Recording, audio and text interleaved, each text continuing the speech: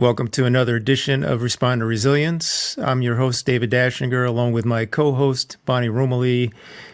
We will be talking with Lieutenant Ted Stanek of Stanford Fire Department, Stamford, Connecticut, about peer support, firefighter resiliency, post-traumatic stress in the fire service, the firehouse culture, and a lot more right after this.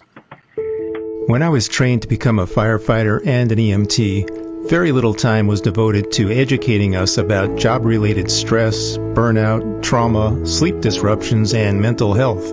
We didn't know that there were life-saving resources, resilience strategies, and support groups that help first responders to cope with anxiety, depression, and stress. It's a huge understatement to say that first responder mental health is in crisis. Fire, police, and EMS are professions where more die by their own hands than by the hazards of the job. And research shows that up to a quarter of public safety dispatchers have symptoms of PTSD and depression. In this silent worldwide crisis, first responders are quietly suffering due to stigmas around mental health services and lack of awareness about vital resources that are available to assist them. We can help the helpers. Welcome to Responder Resilience, a panel of experts sharing their wisdom and experience from the front lines of first responder health and wellness. I'm David Dachinger, retired fire lieutenant and EMT with over 20 years as a leader in emergency services. Dr. Stacy Raymond is a clinical psychologist and is an approved EMDR and trauma specialist. Half of her practice is dedicated to first responders and military veterans. Stacy co-leads a weekly peer support meeting for first responders along with Bonnie Rumilly. Bonnie is a licensed clinical social worker specializing in the treatment of adults, adolescents, children, and first responders. Bonnie worked in Newtown treating trauma directly after the Sandy Hook school shootings and is an EMDR therapist. A board member of the Fairfield County Trauma Response Team, Bonnie's also a 21-year emergency medical technician.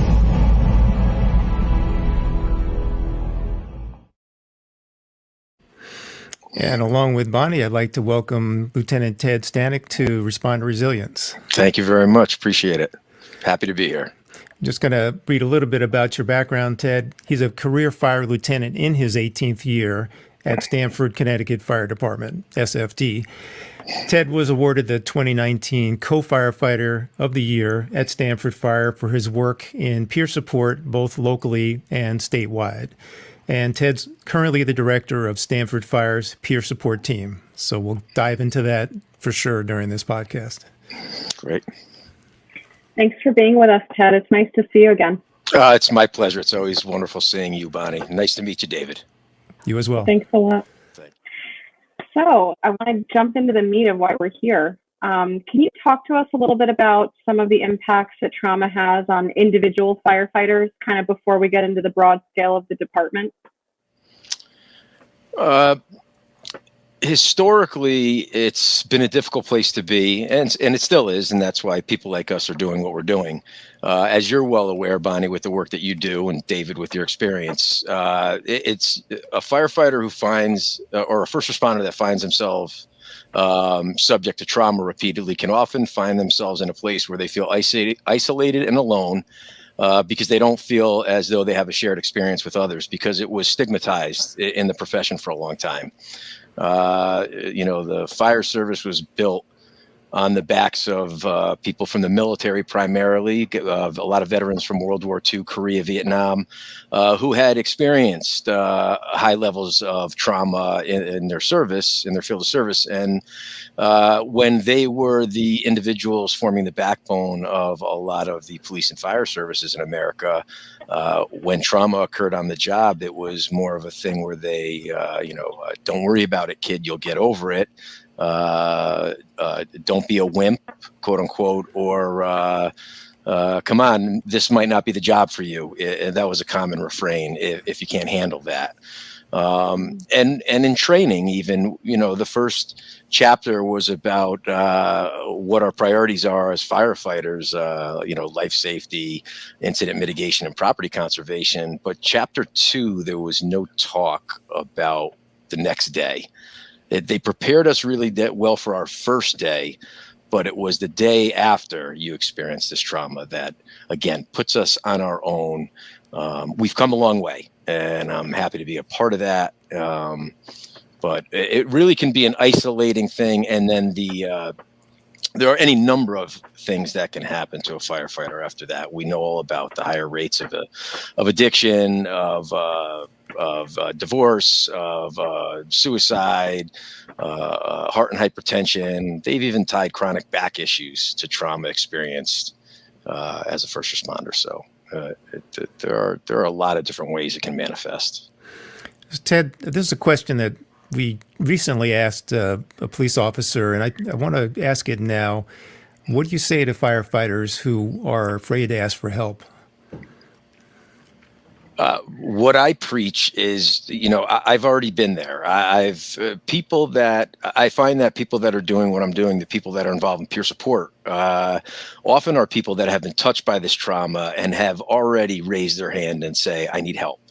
They've made that move where they were experiencing behaviors or maybe not engaging in behaviors that they used to.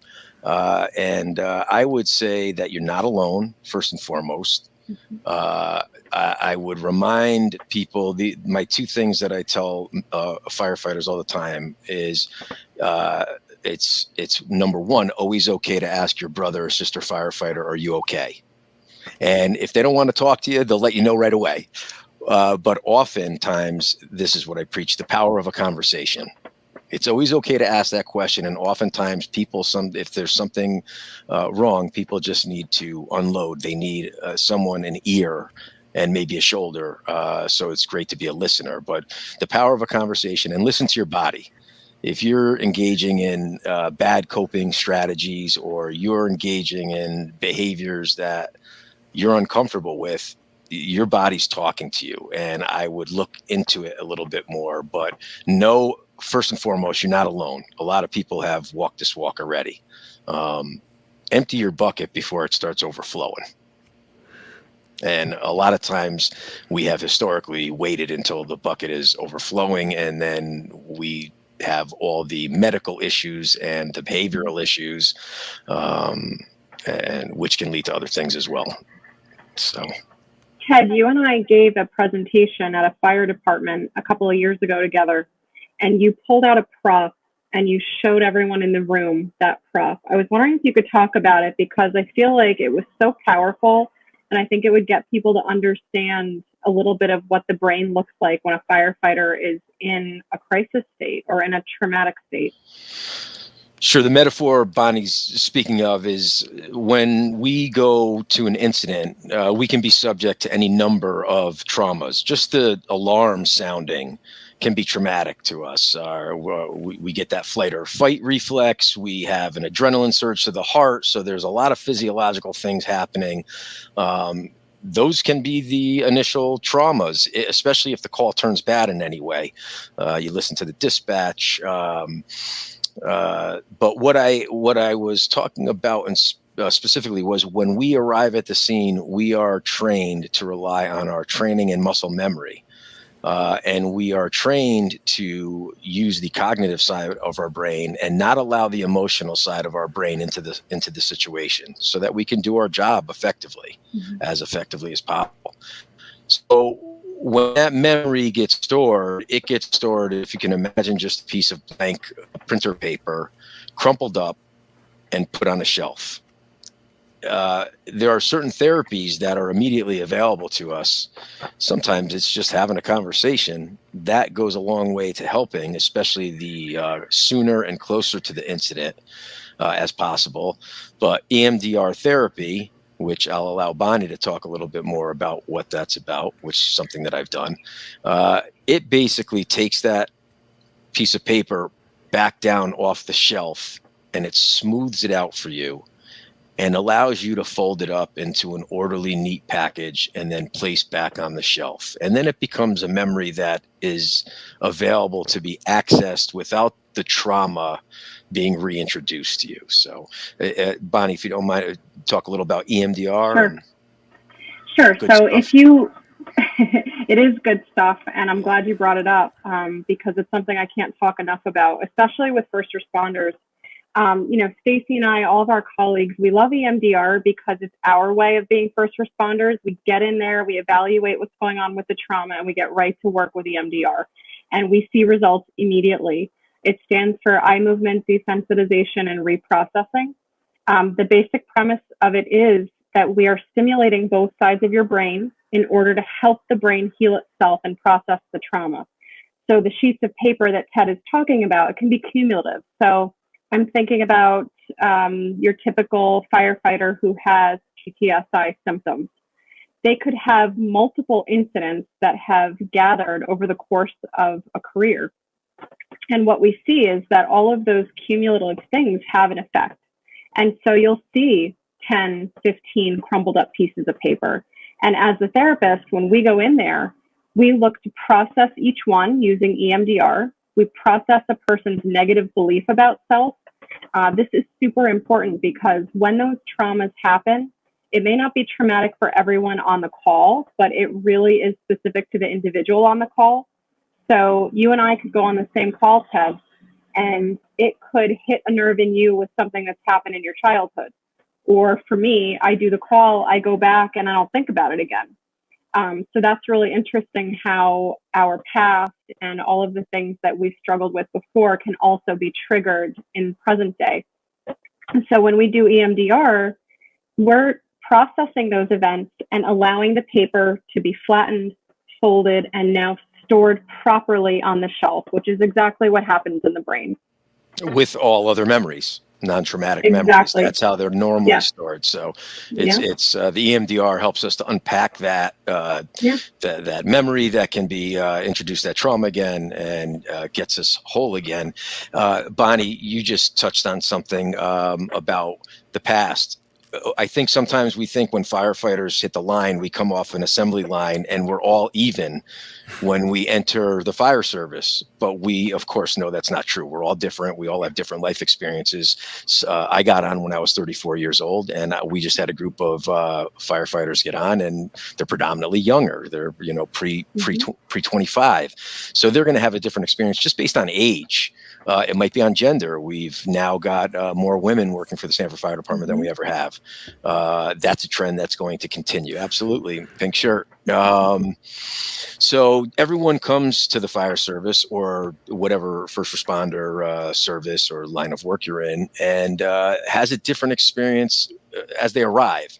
So we don't know what traumas are experienced prior to that. So we really can't look at us and paint us with a broad brush. We have to always remember that the people that you're working with are different than you. And I think that's something that gets lost generally in society these days, is how different we all are from one another. Even if we look kind of the same, we're really different people. So, but shared experience, yes.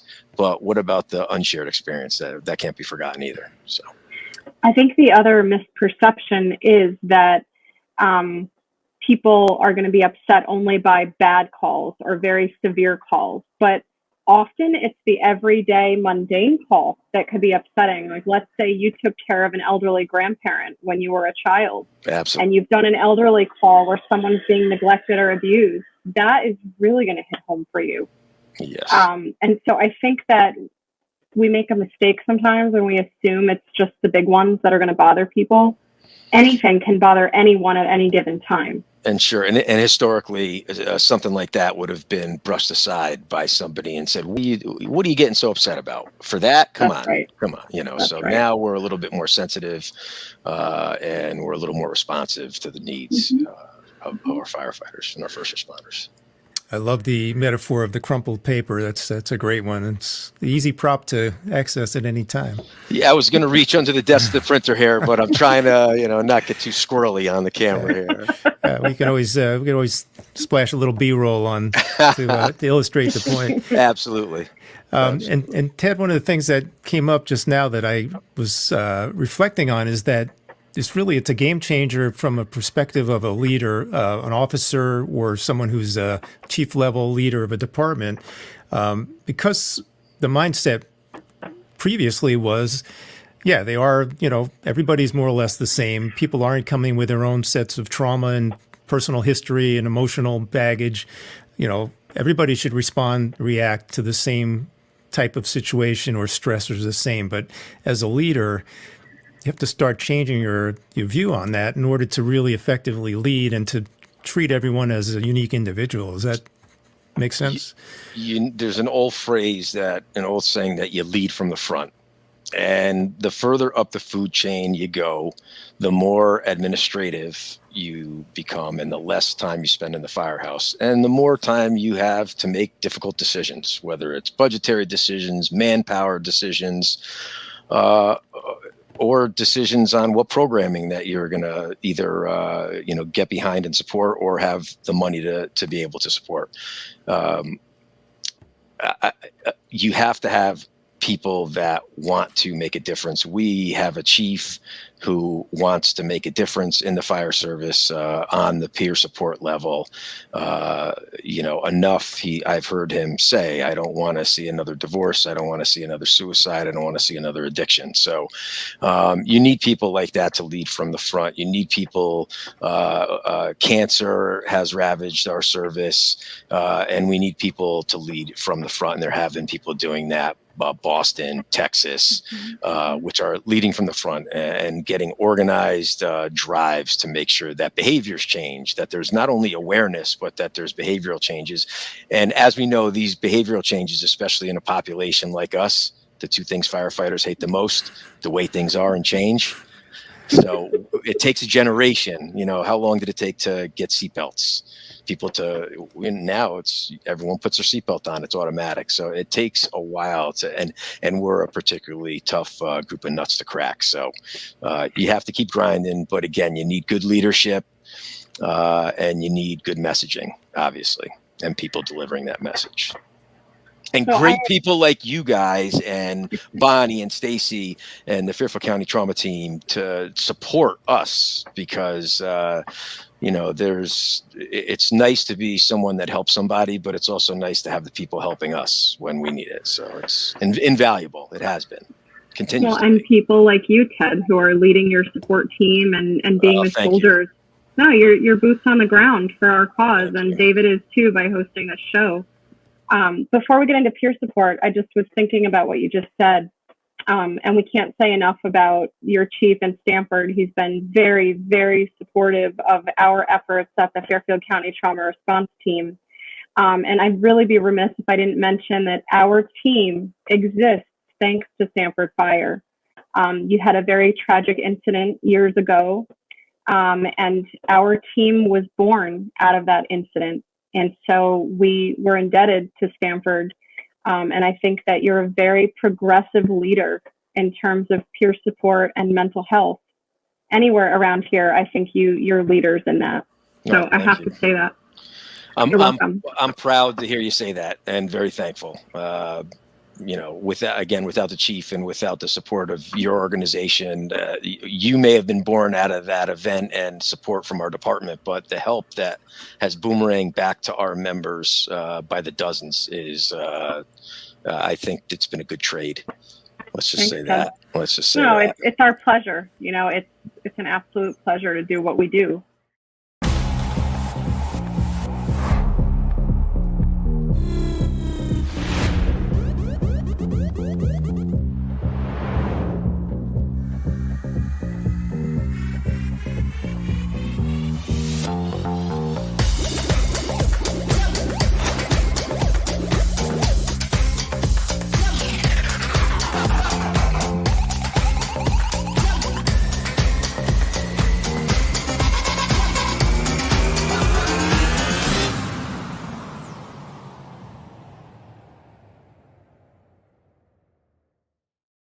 You do have a wonderful peer support team, and you've had it for quite a few years now. So could you talk a little bit about what your peer support looks like at Stanford? How many members? You're quite a big department. To talk about how many members and then what peer support looks like these days. We've got a director and we've got two coordinators, one of which, Jacques Roy, is a captain. He's one of the co-founders. And really, he is one of the main reasons that not only did you guys, I think, get organized, but that we got the help that we needed as a department. And then we have 15 other members. If I recall correctly, and please don't quote the numbers, I'm not a mathematician. I was a liberal arts guy. But I think it was 1 out of 50, one member for every 15 members in our department. We have a large department, so I didn't want to swamp it out and have too many individuals, but I wanted enough that we had coverage. And we asked a simple question. It was an anonymous survey. We asked our members, name three or more members you would feel comfortable speaking with if you had a personal or professional issue. And we've got, out of a 250 or so, 260 person roster, we had nearly 90 members named. So even though you're not on a peer support team, that does not mean that you're not providing peer support, which is what I tell a lot of people, especially our officers and senior men, is that you're doing the job. You may not have any formal training, but you're probably doing a good job of it, just talking, Right. It's again, that power of the conversation. It's okay to talk about it, and again, it's okay to raise your hand and say, "Hey, I need an additional resource." So. Great. Well, we're going to take a quick break, and we'll be back to continue this conversation with Lieutenant Ted Stanek of Stanford Fire Peer Support Team and Bonnie Rumilly. We'll be right back. Our mission at Responder Wellness, Inc. is to subsidize or provide free of charge safety equipment and wellness services to first responders, including police officers, firefighters, EMS personnel, and 911 operators throughout Connecticut. Resources include scholarships to train new EMTs, a responder and veteran-only AA group in Danbury, Connecticut, as well as police vests, a fire and EMS boot program, yoga classes, gym memberships, and T-shirts. The founder of Responder Wellness, Inc. co-leads a peer support group sponsored by Fairfield County Trauma Response Team. Responder Wellness, Inc. is a nonprofit 501c3. Find us on the web at responderwellness.org, on Facebook at Responder Wellness, Inc., or email us responderwellness@gmail.com. Responder Wellness, Inc., putting responders first. Welcome back to Responder Resilience, and we invite you to subscribe to our YouTube channel so you don't miss any episodes. We're on every Sunday live, 7 p.m. Eastern, and we are coming up with some really good guests and topics that are very pertinent to responder wellness and health. So subscribe on YouTube, and we look forward to seeing you on future episodes. Ted, let's talk a little bit about these peer support teams. It sounds like you were there at the inception of the one at your department. So what are some of the challenges with putting it together? Culture, the historical culture of the department. You have to have a culture that's willing, accepting, and is willing to buy in. You have to have leadership, which we've already touched on. You have to have somebody that's driving to get it formed. And then I think something that's very important, you have to have people bringing the concept forward that have credibility. And I've seen peer support programs not do well because I think maybe the individual bringing the message was not perceived in a certain light. We got lucky, as I said, with Jacques, Captain Roy, who was affected by the Christmas fire Bonnie was referencing earlier. And we, as a department, were lucky enough that he stepped up and said, I need help. And we were doubly lucky that he was married to a therapist who is very much involved with Bonnie and the trauma team, the trauma recovery team. So you need buy-in, and you need the right people driving it home, the right people with the messaging. Those are some of the challenges. Money can be an issue, but I think money, if you have ambitious people, money just becomes an excuse. you find the money, whether it's through the union, or if you hopefully you have a chief or department training division that's on board and can find you some money if you needed anything as far as types of materials or t-shirts or swag or anything like that. But So those typical costs, just materials. Are there any other costs you've run into in terms of paying again, people? We sought to establish we wanted to establish a peer support team that was done out of volunteerism. We didn't want people attempting to trying or to get on the team simply for a monetary payment or monetary reward. We want to know that people are there for the right reasons, so we did stay away from that. And I think that's been the right decision. The only other spot where it has been, where our finances are involved, is the chief, again, very supportive, has given us, has detailed us. For example, if I'm due to work on a particular day and there is a conference that I can attend that has something to do with peer support, firefighter resiliency, suicide prevention, health and wellness, he is more than happy to make that detail, knowing that that information is going to be brought back to the team in the department. I think it's great that you're being realistic too and asking people to volunteer, versus, and so that that they're joining for the right reasons because they care. It's a good way to sort of weed all of that out. Absolutely. And I was wondering about confidentiality. Do you think that that's a challenge that you've faced or that you've seen in other places, the confidentiality aspect of things? I think that it provides the peer support team.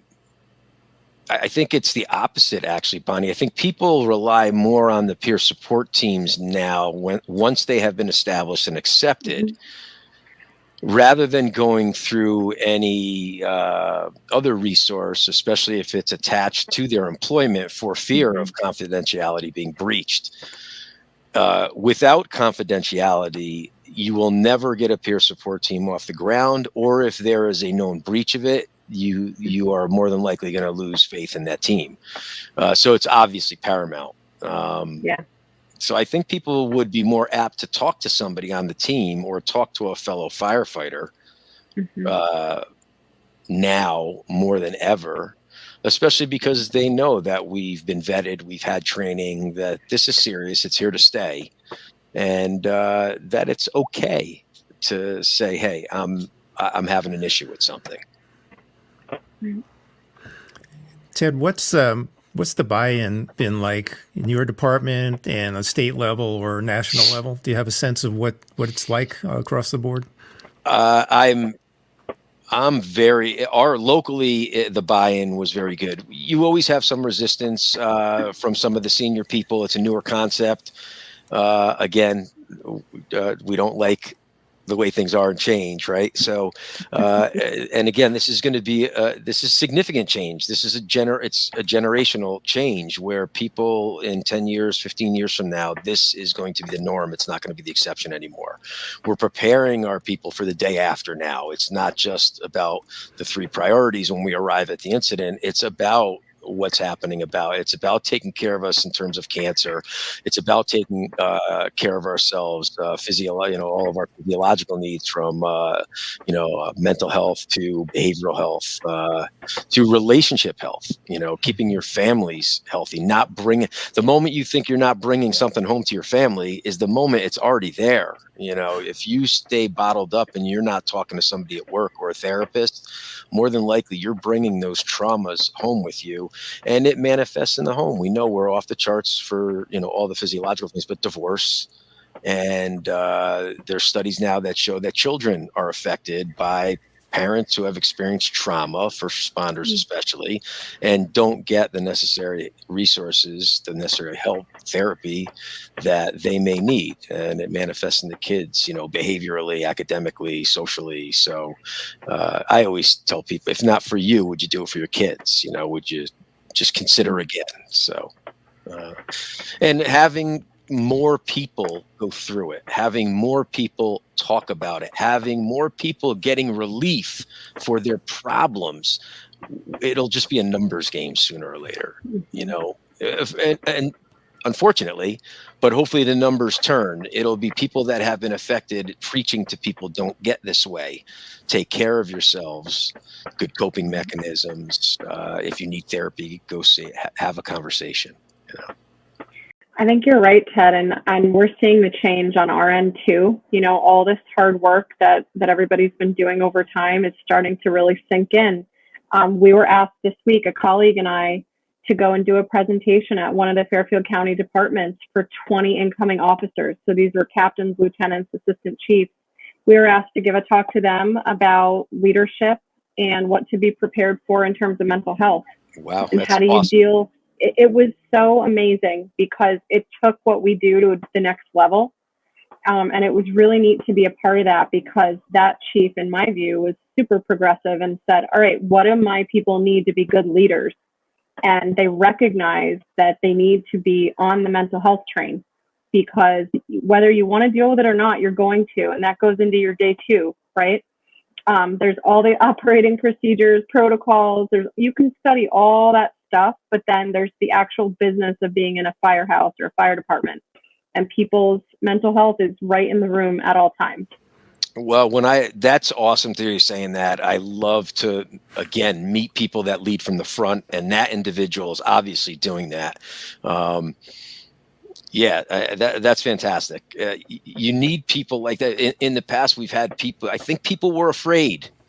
I think that people got to a certain spot, on the chain of command, and they were afraid. They either did not want to upset the culture in the firehouse.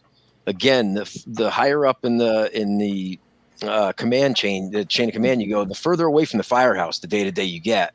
So I think they were afraid often on upsetting that culture that they left behind. They had to leave behind most of the time, unwilling, they didn't want to. But and the other thing was, how were they going to be perceived, or did they have an answer? Did they even know how to approach a topic like that once it was recognized that we were having such an issue in the fire service? So there's been times when I've been upset that they didn't prepare us for that next day, that, they got me pretty well trained for the first day to go out on those calls. But I'm happy again. There's been other times where I'm like, what could have been expected of them? I mean, you'd have to be an earth mover, and we need people like that, and they do come along, but just that it would have been a tough row to hoe. I'm talking as recently as 15 or 20 years ago. And ironically, I think the younger firefighters, the newer firefighters, they have been exposed to therapy in their lives before they've arrived now on the job, whether it's through parents going through marriage counseling, or they've had a sibling or a cousin or a friend, or one of those people has a sibling. They know somebody who has been through therapy. It doesn't have the stigma that post-traumatic stress and going to a therapist used to have. It's something that I think they come on the job with, and that's a relatable idea to them. So I'm hoping that they'll be more apt to reach out earlier rather than later, which has been our way of doing business for a long time.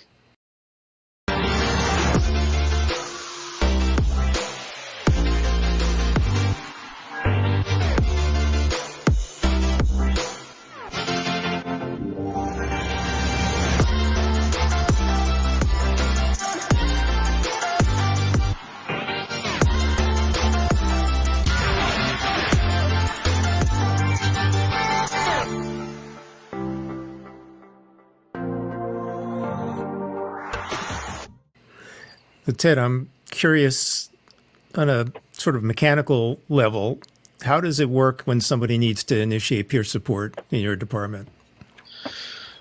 We have posters in all of our buildings. We've got pamphlets everywhere. We try and maintain some type of relationship electronically. If somebody is looking for a conversation or other resources, they can certainly call one of the 18 people one who is now retired. I'm going to try and make him the head of our retiree branch soon, which I'm sure he'll take it on. But you can call any of the people on that list at any time. You don't even need to say who you are. More than likely, you're going to reach out to somebody that you have some type of relationship with. Sometimes I'm the AAA service in the phone book. I'm at the top of the list, so I get the phone call, which is fine. That's what I'm there for. I always tell people 24 hours a day, you call me, you need to make that phone call, you make it. Don't worry about, what I'm doing or where I am. And that's kind of the way we've got to be. If we also encourage people, whether it's in Stanford or firefighters in other municipalities, if you don't want to talk to somebody that you work with and you want to talk to an anonymous peer, somebody that has similar experiences to you, well, you know what, if you're a Stanford person, I'll put you on the phone with somebody in Norwalk or Bridgeport or New Haven, or if it's a more rural municipality, we'll try and get you somebody that has a shared experience. Maybe you're doing more, you're in a more rural location. Maybe you work in the town that you grew up in, which can be dangerous. I tell young people that are coming to me, I've had a handful over my career asking me about pursuing a fire career, and I encourage them, take tests outside of town. Or if you stay in a city like Stanford, it's a pretty large area now, try and get assigned to an area that you didn't grow up in, because you don't want to respond into the homes of your friends and family members. That can be, that's just setting yourself up for failure and, big hits to the head. So just be smart about it. Work smarter, not harder, be aware of it. And that's why we're here, awareness and responsive. Well, it's great that you're considering the peer support for retirees. It's an area, a group that's probably underserved by that kind of service. So I wish you all the best of luck with that. I certainly Thank you. Yeah, I think it's a great idea. We did include them on the initial survey. So we did get answers from some of our retirees. We've always, we've always had them. We want to throw our arms around them as well. We had people that came back for events that found out that we were doing the peer support team, and oh man, that's a great idea. I remember this call from 1979, or 1981. So you can see that, we carry these buckets around with us, and, we have to be able to manage them. Sometimes we need help. Ted, it's great you're involving the retirees, because that's a lot of times when we see people coming to us for therapy, it's when the fast pace stops all of a sudden, and now they're not a part of the firehouse every day. They're not a part of the adrenaline rush that we all get, and they don't have the same structure, So I think that there's a lot of grieving that goes on in retirees. As much as you look forward to that day where you get to do nothing, when the day comes that you do nothing, it can be a real shock to some people. And I've seen people that have a flooding of symptoms too, because they were able to have the blinders on for years, and now all of a sudden they're not working. Now they have to sort of deal with their demons from the past that they buried. Another metaphor I equate it to when you're planing out on a boat and you're cruising across the lake or the sound, and then all of a sudden you pull the gas back and the boat slows down and the wake kind of catches up and surges at the rear of the belt and does that to you. There's a little bit of that going on. You have more time to think about things. You're not engaged. You're not as busy as you once were. And that's why having good coping mechanisms, having hobbies, having things to do outside of the fire service or outside of your first responder work is so vitally important. I've got 2 dogs. I need at least one. I hope I don't need 2, but I love having 2. But having a dog, I'm in the woods 5 to 7 times a week with the dogs, hiking 3 miles a day. So music, working out in the gym, riding your motorcycle, riding your mountain bike, spending time with your family, whatever, if you like to cook, whatever you like to do, engage, do more of it, because we know idle time is the devil's handiwork. So staying engaged with what you like to do, again, going back to those behaviors earlier that I mentioned, where you're engaging in negative or detrimental behaviors, or are you abandoning the behaviors that used to make you happy, that used to sustain you? I had a friend at work say after we presented one time, Bonnie, that he said, man, this is a guy that loves to cook. And he's like, I have not done any grilling this year at all. And he didn't even realize it. And that's how subtle some of these things can be. They can sneak up on you where you're like, wow, I'm drinking too much and I don't know why. Or, man, I'm not grilling as much, or I'm not riding my bike as much and I don't know why. That's your body talking to you. Power of a conversation. Listen to your body. It'll let you know when something's going on. And two other things that come to mind when you retire from the fire service are, no longer getting that regular adrenaline jolt, and you're no longer part of this mission or greater, something greater than yourself who, are responding to these emergencies. Absolutely. And there's the social connection, the family of the firehouse is difficult to replace. It can probably be isolated for people who, work with their whole, most of the focus of their existence. And then they're going from that, just like your metaphor of the boat slowing down, all of a sudden it's almost like putting the brakes on, and it's peer support could probably really help to bridge the gap with that loss of the social connection. Just with some networking. It doesn't mean that you have to get together. Maybe you have a Zoom meeting on Fridays. That's a great idea. I've heard that before. Absolutely. I hope as a professional that the future of police, fire, EMS, dispatch, corrections, they put more thought into helping people transition plan for retirement, because I do think that it's an area we haven't put a lot of attention into.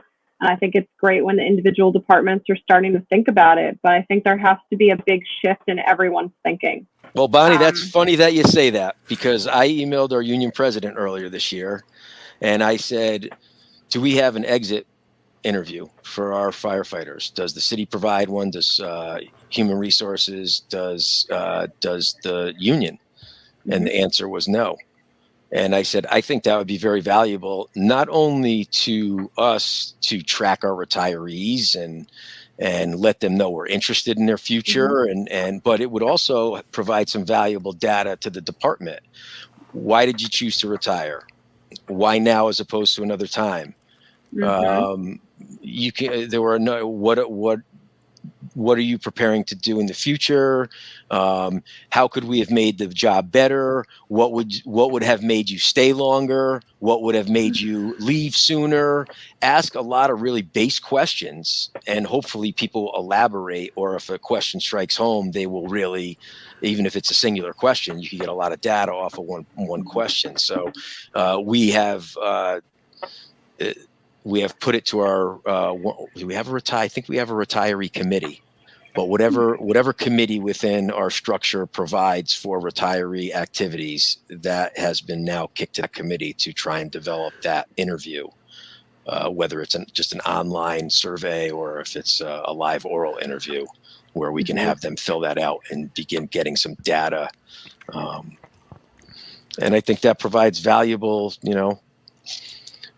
information on not only how can we make the job better while you're here, but get an idea of, why you're leaving and what you're planning on doing. I think it shows that we care about you too, which is very important. When I got on the job, I said this in my promotional interview 4 years ago, when I got on the job, I thought it was 90% fireground management and 10% firehouse management. And man, was I wrong. In the interview, I said, you could flip the script. It is 10% incident management and it's 90% people management. And that's what I said. I don't care what you want to say about our jobs. Yes. And our chief, who was my captain in training when I got on the job in 2004, I said, the chief said, before the bell rings, we may be considered the most overpaid. But once the bell rings, we can easily be considered the most underpaid. I said, it's people management. No matter what we do on the incident ground, we are in the people management business, period. So it's totally right on. I remember when I was promoted, I heard a captain, he might've been a lieutenant at the time, but he said, okay, you're promoted. Responding and doing the incidents is the easy part of the job. And I was like, what is he talking about? Yeah. And then fast forward about a year, I started to really get it. It's also the admin part and the parts that, not really part of the job description that you wind up taking on when you're a leader in the firehouse. So Yeah. Just to backpedal a little bit too, I think your exit interview concept is brilliant. Thank you. For the reasons you've stated, but also I think the person that's retiring, it's an opportunity for them to communicate some of the good and bad of their career and pass that forward to make the firehouse a better place, the fire department a better place.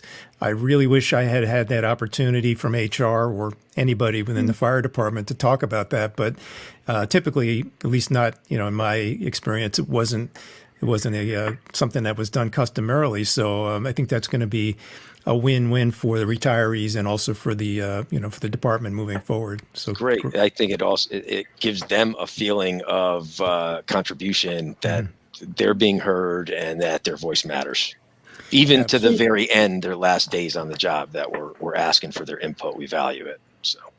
We recently started doing that at my EMS agency, and the feedback that you get back is just so amazing. Things that you wouldn't even think about.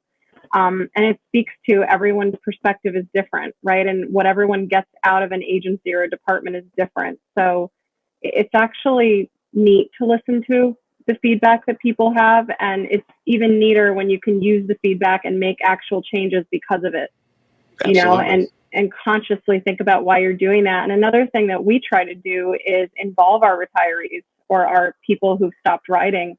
We try to give them tasks that they can do. So maybe they can't go out on calls, but they can sure do things inside our agency to support us, whether it's admin kind of stuff or thank you letter, like whatever it is.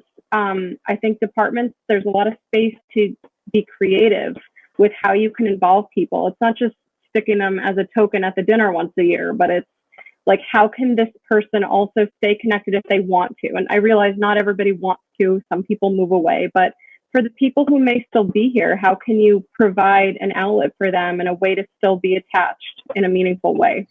Well, I think the town that we live in, Bonnie, does a great job with it. It'd be more challenging to do it in an environment like Stamford, where the base population now is 130,000 and 50,000 people come in during the work week, during the day. But a town like Wilton, which has less than 20,000 members, we've got a community response team.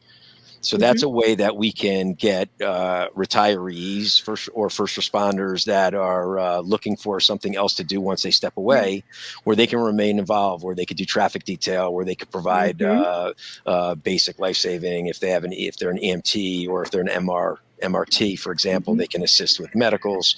I think that's a great way for a community to keep those people involved and take advantage of a valuable and often free resource. Yeah, that's another good one. Absolutely. For those of you who don't know, it's called Community Emergency Response Team. And I know in Fairfield County, a lot of the towns have their own, and they're excellent support. So I didn't even think of that, Ted, for retirees, but that's a great other avenue. Fire police is another. I think Greenwich employs a fire police, and they have a combination professional and volunteer system down there. So there's different avenues you can keep those folks involved. Well, LT, how can people get in touch with you? Stanford Fire Department, Ted Stanek. My email's right there. That's my work email. My personal email is tjstanek@hotmail.com. 203-536-6295. Call me anytime. Anytime. Man, I'm happy to be here today. Thank you so much. Well, thank you. This has been wonderful. It's just been a great conversation. We could keep going, and maybe we'll have to come back and do another one with you sometime. I'd love to anytime. Thank you, Ted. It's always fun to work with you. It's great, guys. Thank you so much. Thank you, Ted. My pleasure. Take care, everybody. Take care, everybody. Please like and subscribe on YouTube, Responder Resilience channel. We're also on Facebook on Responder Wellness Inc. page and on E360 TV, Sunday evenings, 7 p.m. Eastern. And we want to remind you to stay safe and be kind to yourself.